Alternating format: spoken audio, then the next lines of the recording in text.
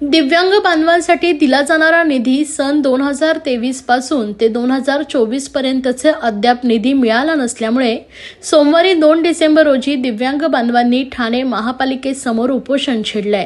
तसेच भाजपा दिव्यांग विकास आघाडीचे ठाणे शहर जिल्हाध्यक्ष आनंद बनकर यांच्या अध्यक्षतेखाली हे आंदोलन करण्यात आले।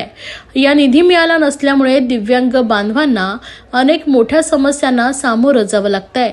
या दिव्यांगांची आर्थिक परिस्थिती बिकट असल्यानं गेले 2 वर्ष दिवाळी ही गोडीनं साजरी करू शकले नाहीयेत। यामुळे सन 2023 ते 25 पर्यंतचा निधी सरसकट व तत्काळ उपलब्ध करून द्यावा अशी मागणी आंदोलकांकडून यावेळी करण्यात आली आहे।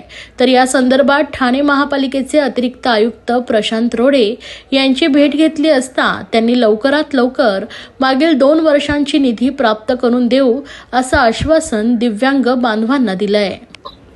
त्याच्यामध्ये 2 वर्षापासून आमच्या दिव्यांग बांधवांचा निधी थकीत आहे।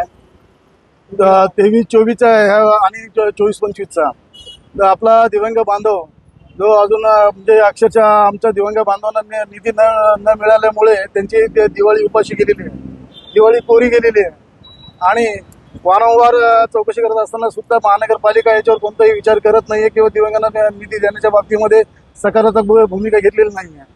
आज आमच्या भारतीय जनता पार्टीचा मी ठाणे जिल्हा अध्यक्ष आनंद बनकर या माध्यमातून आम्ही एक आंदोलन घेतलेलं आहे महानगरपालिकेवर। आता आमचं जे कमिटी आहे या संदर्भात आम्हाला बोलवलं होतं आणि उपायुक्त जे रोडे साहेब आहेत त्यांनी आम्हाला आश्वासन दिलेलं आहे की 2 वर्षाचा निधी तुम्हाला आम्ही देणार आहोत आणि आता जस्ट त्यांचं पत्र वगैरे आम्हाला या संदर्भामध्ये मिळणार आहे।